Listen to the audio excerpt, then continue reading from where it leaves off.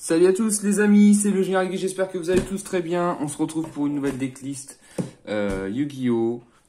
Compétitive cette fois-ci, voilà, c'est vraiment une decklist compétitive, donc c'est une decklist Salamangreande 2021. Voilà, j'en avais fait une au tout début, mais bon, elle était nulle à chier, on va pas se le cacher. Là vraiment, la decklist, elle est, mais alors hyper bien. Elle est plus que correcte, elle est même très très bien. Je vous cache pas que certaines cartes sont un peu chères, donc j'espère que vous les avez déjà, sinon ça va vous coûter un petit peu, je vais pas vous cacher. Il y a juste que du coup, moi j'avais pas Access Code. Voilà, donc j'ai trouvé une alternative à Access Code qui est pas trop mal. En fait, j'aurais préféré mettre un Avramax et puis ce mois-ci avec le déménagement et puis avec mon gamin, c'était pas possible.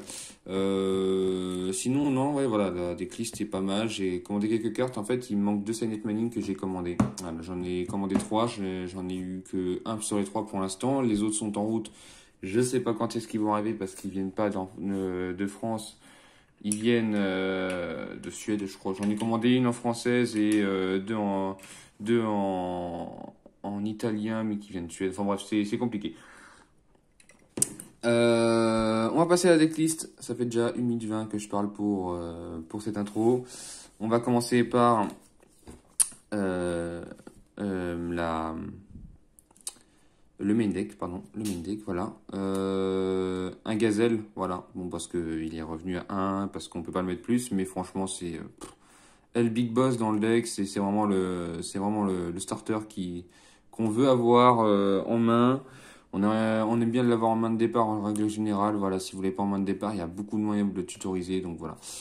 Beaucoup seront pas d'accord avec moi. J'ai mis une volaille, voilà, volaille parce que je trouve que, en fait, son effet de s'invoquer SP et donner accès gratuitement à la X64, j'en ai qu'une, hein, mais donner accès gratuitement à la X64, voilà, moi je trouvais que c'était quand même très fort. Ça rajoutait un Salamangreande pour l'effet de, de,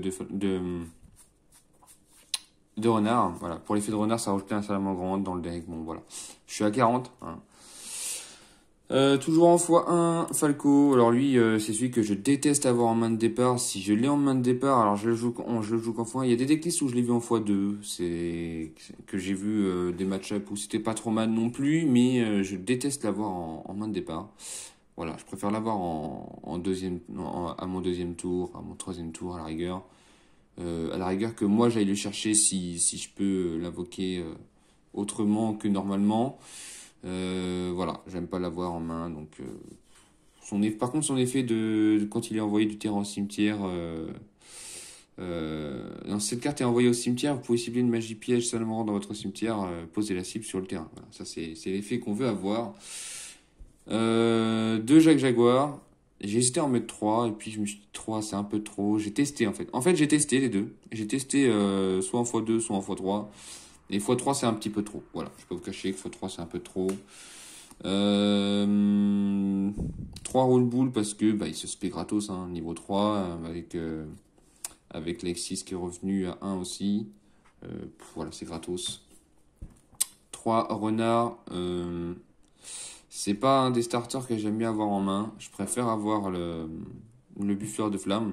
Voilà. Mais quand on l'a, voilà, on n'est pas mécontent non plus parce qu'il y a possibilité d'avoir quelque chose. Mais comme je joue quand même pas mal de end-trap, c'est pas évident. Je préfère avoir buffeur de flamme que renard. Un cercle Salamangreande. Voilà, bon, parce qu'il y a un, on peut pas le mettre en x3. On n'est pas en 2019. Mais bon, tant pis, c'est pas grave.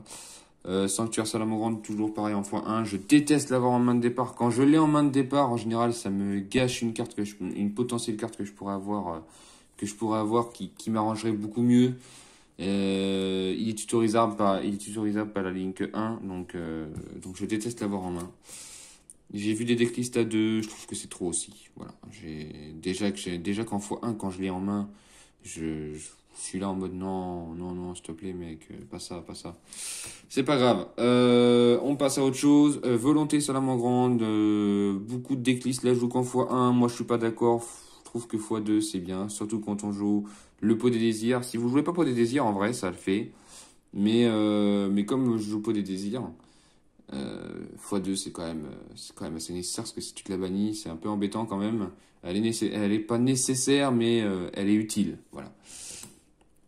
De rugissement, pareil, j'ai vu beaucoup de decklists la jouer qu'en x1, moi je la joue en x2, voilà. C'est quand même une annulation d'effet, hein, on va pas se le mentir, hein. Tant que vous contrôlez un monstre lien salamandre, annuler une activation de carte magie piège ou effet de monstre. Voilà, c'est quasi gratos, hein. Donc je préfère la jouer en x2, j'ai même hésité à enlever rage et à mettre 3 rugissements, mais tant pis.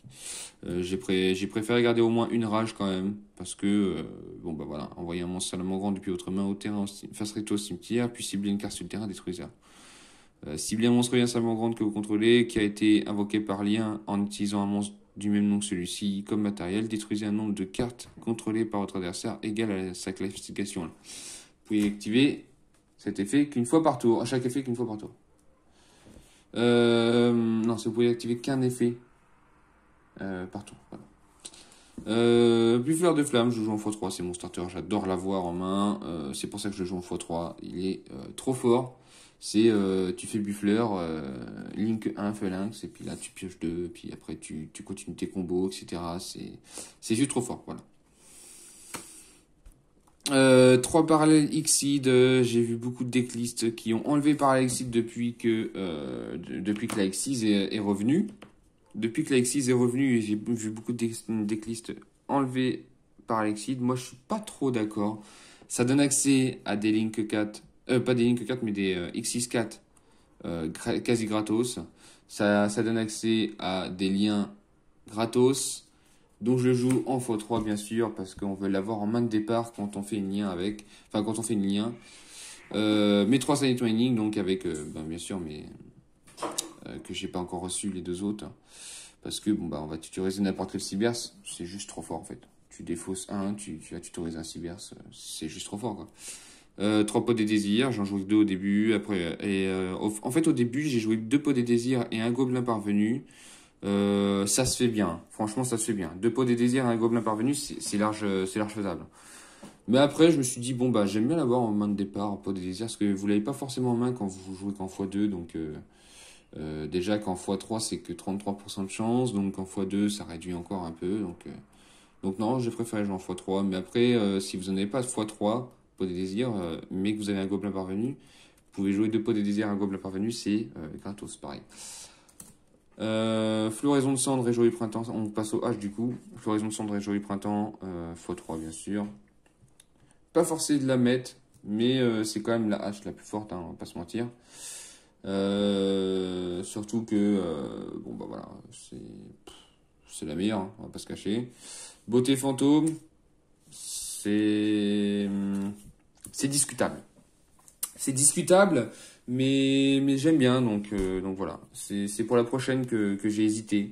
Illusionniste d'effet, voilà, je l'ai mis, c'est vraiment à cause de Tribricade, hein, parce que sinon j'aurais préféré mettre Hurluberlu, mais du coup j'ai mis Illusionniste d'effet à cause de Tribricade qui est trop présent en ce moment. C'est juste, voilà, à la rigueur, Dritron, je préfère affronter un Dritron en ce moment qu'un Tribrigade, donc du coup j'ai joué au tour, hein, j'ai mis une épée et j'en ai pas 3, j'en ai que 2, donc 2 infinis éphémères. Voilà, moi je trouve que ma decklist est pas trop mal, franchement.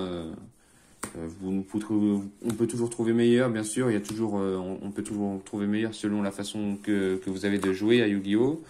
Moi ça me convient comme ça. J'ai test et franchement c'est juste insane, hein. C'est juste insane, c'est juste que je suis plus habitué à jouer sur la Salamandre, hein, depuis 2019 que j'ai pas rejoué, donc depuis qu'il s'est pris The Ban. On va passer à l'extra deck. Je joue 3 phalanx, voilà, parce que en fait il peut jouer à 2. Ah ouais, j'ai double sleeve, c'est embêtant quand même. J'ai double sleeve, c'est embêtant pour vous. Donc Phalanx, j'ai hésité à la jouer en x2, j'ai testé tout. En fait, quand il est dans le cimetière, il vous protège. Alors déjà, c'est juste un monstre Cyberse de max niveau 4. Donc déjà, ça se fait, mais alors, insane dans le deck. Mais j'ai hésité à jouer en x2, mais en fait, il protège vos monstres salamandres qui sont sur le terrain quand il est dans le cimetière. Donc en le bannissant. Donc voilà, je le joue en x3 du coup. Je joue 3 loups du soleil parce que c'est juste trop fort. Hein, s'il est invoqué par lui-même, hein, c'est-à-dire que vous faites loup du soleil par X ou Y. X ou Y carte, et si vous avez le terrain, vous faites directement effet du terrain. Je fais hop, voilà, loup du soleil, et donc voilà, dès qu'il y a un monstre qui est invoqué dans sa zone, du coup vous allez pouvoir aller chercher un monstre feu de votre cimetière et l'ajouter à votre main. Pareil, quand il est invoqué, il va récupérer une magie piège salamandre de votre cimetière à votre main, donc trop fort. Trop fort pour récupérer Régissement, pour récupérer Rage selon ce que vous avez besoin. Chaleur Héros, je le joue qu'en x2, voilà, c'est discutable. Enfin, en vrai, toutes les decklists que j'ai vues, je le joue en x2. Hein. J'en ai pas vu en x3. Ou alors peut-être des decklists ultra budget, mais voilà. Un Residence Abyss, donc c'est ma X64, ma seule X64 que j'ai du deck. Ah oui, d'ailleurs, j'ai pas mis Étal au Mirage, voilà, enfin, il était tout derrière, j'avais pas retrié. Étal au Mirage qui est revenu bien sûr à 1, donc évidemment qu'on va le jouer. Ma X64, donc qui empêche les effets du cimetière, donc fort contre Driton, fort contre beaucoup de decks, Tribrigade. Voilà, il y a beaucoup de decks que c'est très très fort, donc je le joue. Surtout que je peux me le permettre en plus. Je joue une épée Mascarena parce que voilà, faire une lien pendant le tour adverse, moi comme j'ai pas access code, c'est juste insane. Juste j'ai plus l'habitude comme je dis, de jouer ce deck là, donc voilà. Mage Splash, voilà, qui ressuscite un monstre du cimetière, donc un monstre cyberse dans votre cimetière, invoqué spécialement, voilà, c'est juste trop fort. Licorne, Chevalier du Cauchemar, voilà, pour IP Mascarena. Voilà, pendant le tour adverse, faites Licorne et puis vous renvoyez une carte de l'adversaire dans son deck. En plus, si vous avez le boule en main, c'est juste gratos, c'est juste insane. Transcodeur Bavard pour protéger toutes les cartes qui sont collées avec lui et gagner 500 d'attaque. Voilà, ça dit que toutes les cartes qui sont collées avec lui gagnent 500 d'attaque, lui-même aussi du coup, et sont pas ciblables par des effets. C'est juste, voilà, c'est assez fort quand même, on va pas se cacher que c'est très très fort. Et du coup, Dragon Charge Borel, parce qu'en fait, j'avais pas de grosses cartes pour finir l'adversaire, donc Dragon Charge Borel. En vrai, vaut mieux le faire pendant le tour adverse avec IP Mascarena à la fin du tour adverse si vous pouvez le faire, voilà. Ou alors, si pendant votre tour, si vous n'êtes pas bloqué par les monstres cybers, vous pouvez le faire. Mais si vous êtes bloqué par les monstres cybers, du coup, vous faites IP Mascarena, machin truc, et puis pendant le tour adverse, vous faites Dragon Charge Borel. Et si c'est possible en fin de tour, voilà, si vous avez moyen de protéger vos cartes, faites ça en fin de tour adverse, et puis voilà, c'est juste. Voilà, ça fait 3000 d'attaque, il peut enlever 500 d'attaque aux monstres adverses, il peut piquer des monstres adverses, voilà, c'est la solution que j'ai trouvée.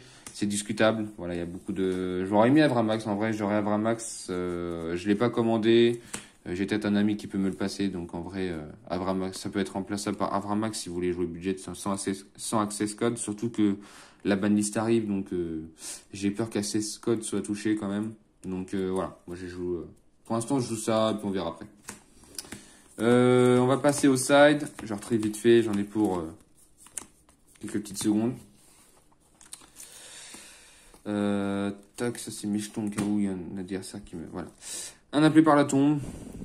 Franchement, j'hésitais à le mettre, mais c'est juste trop fort. Voilà, ça empêche les haches, ça empêche tout. Ça empêche tous les trucs adverses du cimetière. En plus, ça bannit, donc voilà. Dommage que c'est resté à 1. Mais bon, c'était juste trop fort. 3 plus du tout... ouais, j'en ai mis 3, je crois. Ouais. 3 plus du tout Gouverneur des Ténèbres. Donc, Darkcrawler No More. Ça annule tous les effets de monstres adverses. Il se prend pas de dommages sourcely. Mais bon, comme vous avez un deck plus contrôle que one shot, c'est pas dramatique. Un plumeau. J'avais hésité à mettre 3 tourbillons, mais...